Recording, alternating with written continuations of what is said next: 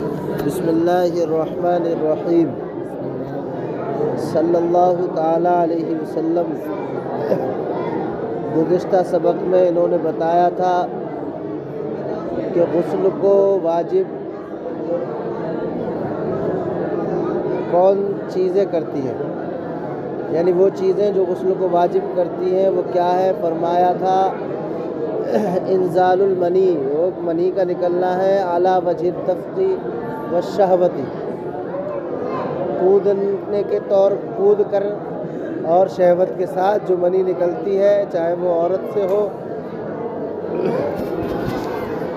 یا مرد سے ہو، وہ کیا ہے، واجب ہے، غسل کو واجب کرتی ہے۔ اس میں اختلاف بیان کیا گیا تھا۔ امام شافعی، امام مالک، امام احمد، امام ظفر ایک قول کے مطابق کہتے ہیں کہ مطلقاً منی کا نکلنا یہ غسل کو واجب کرتا ہے۔ اپنی اپنی انہوں نے دلیلیں دی، ہم بتا چکے، مزید بتانے کی ضرورت نہیں ہے، ٹھیک ہے۔ اب یہاں سے فرماتے ہیں وَالْتِقَاءُ الْخَتَنَيْن، اور دونوں کے ختنوں کا ملنا، من غیر انزال، بغیر انزال کے، من غیر انزال المنی، منی کے انزال کے بغیر، یہ بھی غسل کو واجب کرتا ہے۔ دونوں ختنوں کا مل جانا منی کے انزال کے بغیر، یعنی آپس میں دونوں کی شرمگاہیں مل گئی، آپس میں دونوں کی شرمگاہیں مل گئیں، چاہے انزال ہو یا نہ ہو، غسل واجب۔ والحیض والنفاس، اور حیض اور نفاس کے بند ہونے پر بھی غسل واجب ہوتا ہے۔ حیض اور نفاس کے بند ہونے پر بھی فرماتے ہیں جب مرد کے پیشاب کے مقام کی سفاری اندر چلی جائے عورت کی شرمگاہ میں اور غائب ہو جائے، سفاری اوپری حصہ، مقام پیشاب کی سفاری اندر چلی جائے اور چھپ جائے تو بھی غسل واجب ہو جاتا ہے، چاہے انزال ہو نہ ہو، اوپر کی سفاری اندر چلی جائے۔ اس طرح جب حیض کا خون بند ہو جائے تو غسل فرض ہوتا ہے، نفاس کا خون بند ہو جائے تو بھی غسل فرض۔ بیوی سے صحبت کرنے کی صورت میں اگر انزال نہ ہو تو غسل ہوتا ہے یا نہیں، اس سلسلے میں دو مذہب ہیں مولانا۔ کتنے مذہب ہیں؟ ایک مذہب ہے عطا بن رباح، ہشام بن عروہ، سلیمان بن مہران، الاعمش، داؤد ظاہری کے نزدیک التقاء ختنین کی وجہ سے غسل واجب نہیں ہوتا جب تک کہ منی نہ نکلے۔ یہ لوگ کہتے ہیں التقاء ختنین کی وجہ سے غسل واجب نہیں ہوتا جب تک کہ، دلیل دیتے ہیں حضرت سعید خدری رضی اللہ تعالیٰ عنہ کی روایت ہے، کہتے ہیں نبی نے فرمایا الماء من الماء، پانی پانی سے ہے، یعنی غسل واجب ہوگا پانی سے۔ تو کہتے ہیں یہ حدیث مطلق ہے اور مطلق اپنے اطلاق پہ جاری رہتا ہے، لہٰذا جب پانی نکلے گا تب غسل واجب ہوگا، اور پانی نہیں نکلے گا تو غسل، تو دلیل ان کی ہے۔ ہماری طرف سے دلیل یہ دی جاتی ہے کہ دیکھیں یہ والی حدیث الماء من الماء، یہ احتلام پر محمول ہے۔ کس پر کوئی بندہ سویا، خواب میں اس نے جمع کیا کسی عورت سے، تو کہتے ہیں جب تک کپڑے خراب نہ ہو، احتلام نہ ہو، جب تک غسل واجب نہیں ہوتا، چاہے پوری رات وہ جمع کرتا رہے۔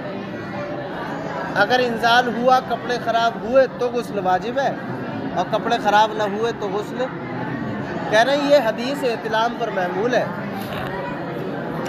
جیسا کہ ابن عباس نے اس کی وضاحت کی، حضرت ابن عباس فرماتے ہیں یہ حدیث سے مراد کیا ہے، پانی سے مراد احتلام۔ دوسرا مذہب ائمہ اربعہ، جمہور محدثین فقہاء اکرام کا ہے، وہ فرماتے ہیں ختنین کی وجہ سے غسل واجب ہو جاتا ہے، اگرچہ انزال ہو یا نہ ہو، اگرچہ انزال نہ ہو۔ ختنین کی ملنے کی التقاء ختنین کی وجہ سے غسل واجب ہو جاتا ہے ائمہ اربعہ کے نزدیک، فقہا جمہور محدث دلیل دیتے ہیں حضرت عمر بن شعیب کی، حضرت عمر بن شعیب کی دلیل دیتے ہیں، فرماتے ہیں یعنی دونوں ختنان جب باہم مل جائیں اور مرد کی مقام پیشاب کی سفاری عورت کے مقام میں داخل ہو جائے اور غائب ہو جائے تو غسل واجب ہوتا ہے۔ کس کی دلیل؟ حضرت احناف کی دلیل۔ تو غسل واجب ہوگا انزال ہو یا نہ ہو، صرف داخل ہونے سے۔ تو معلوم ہوتا ہے کہ غسل واجب ہونے کے لیے انزال کی کوئی شرط نہیں ہے، البتہ استدلال درست نہیں کیا جاتا اس پر انزال پر۔ انزال جب شرطی نہیں ہے، خالی دخول شرط ہے، اگر دخول ہو گیا تو غسل واجب، اور اگر دخول نہیں ہوا تو غسل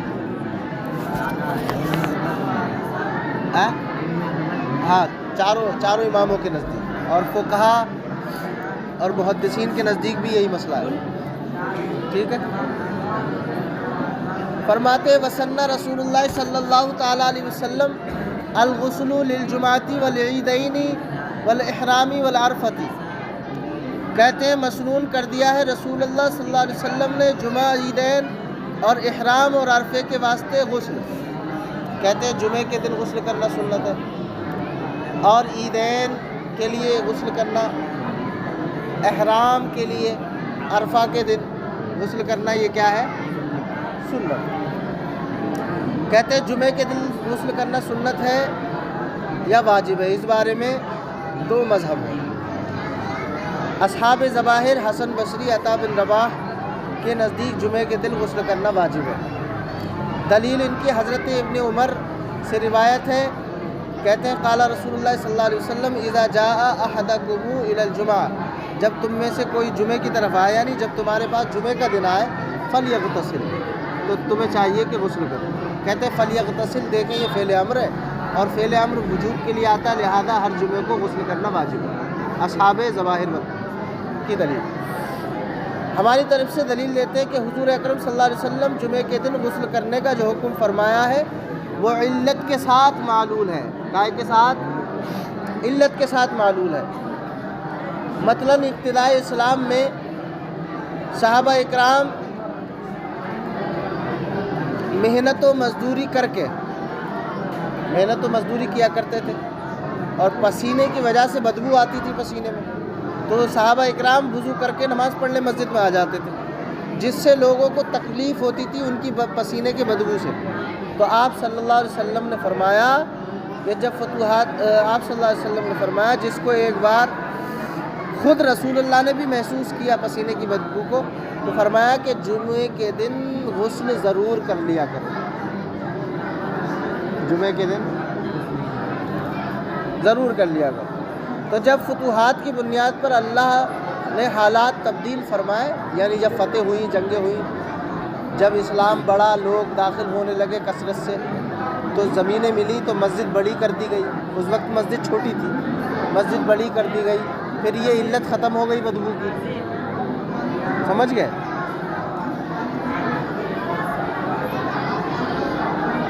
مسجد میں تو توسیع کر لی گئی تو بدبو والی بات ختم ہو گئی، جب بات ختم ہو گئی تو لہٰذا جو حکم لگایا تھا وہ بھی ختم ہو گیا، لہٰذا آپ کا صیغہ امر کے ساتھ حکم فرمانا علت کے ساتھ معلول تھا، جب علت ختم تو معلول کا حکم بھی ختم۔ احناف کی دلیل یہ ہے۔ دوسرا مذہب ائمہ اربعہ کا ہے، اور جمہور فقہا کے نزدیک جمعے کے دن غسل کرنا واجب نہیں ہے بلکہ سنت ہے، بلکہ اس کی دلیل دیتے ہیں حضرت سمورہ ابن جندب کی روایت ہے،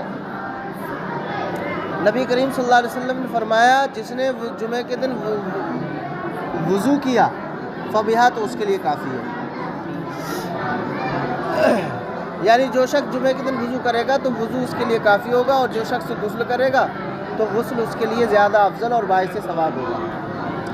فرماتے ہیں اس حدیث سے معلوم ہوا کہ جمعے کے دن غسل کرنا صرف مسنون و مستحب ہے، فرض و واجب ائمہ اربعہ کی دلیل۔ تو جمعے کے دن غسل کرنا یہ سنت اور مستحب ہے، فرض و واجب فرماتے ہیں وسن رسول اللہ صلی اللہ علیہ وسلم، اور نبی کریم صلی اللہ علیہ وسلم نے مسنون کر دیا الغسل للجمعہ، جمعاتی غسل کرنا جمعے کے دن، والعیدین اور عیدین کے دن، والاحرام احرام کے دن، والعرفتی اور عرفے کے دن، ولیس فی المضی والودی غسل وفیہم الوضوء غسل وفیہم الوضوء فرماتے ہیں اور مضی اور ودی، مضی اور ودی میں غسل واجب نہیں ہے، مضی اور ودی یہ غسل کو واجب نہیں کرتی ہیں، کہتے ہیں وفیہم الوضوء، اور ان دونوں میں وضو ہے، ان دونوں میں۔ مضی کہتے ہیں وہ پتلا پانی جو بیوی سے چھیڑ چھاڑ کے وقت نکلتا ہے اور احساس بھی نہیں ہوتا، ٹھیک ہے۔ اور مضی کہتے ہیں جو منی کے نکلنے سے پہلے نکلتی ہے راستے کو صاف کرنے کے لیے، منی کے راستے کو، اسے کہتے ہیں مضی۔ اور ودی کہتے ہیں یہ ایک بیماری ہوتی ہے جو پیشاب سے پہلے یا پیشاب کے بعد میں نکلتی ہے، جس کو ہم لوگ کیا کہتے ہیں،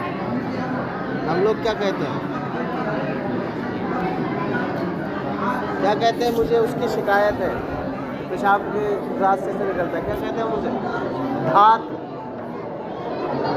دھات کہتے ہیں کہ دھات آ رہی ہے، تو کہتے ہیں ودی جو ہے یہ ایک مرض ہے، کیا ہے، جو پیشاب کرنے سے پہلے یا پیشاب کرنے کے بعد آتا ہے، احساس نہیں ہوتا، تو لہذا مضی اور ودی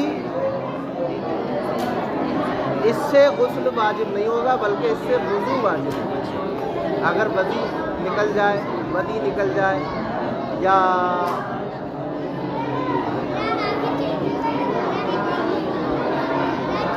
ودی نکل جائے تو اس سے غسل واجب نہیں ہوتا، کیونکہ احساس نہیں ہوتا، اور شہوت کے ساتھ بھی ہوتی ہے، شہوت کے ساتھ اگر نکلے گی تو منی کہلائے گی، اور منی کے نکلنے سے غسل واجب ہوتا ہے۔ تو فرماتے ہیں ان چیزوں سے غسل واجب نہیں ہوتا، البتہ ان سے وضو واجب ہوتا ہے۔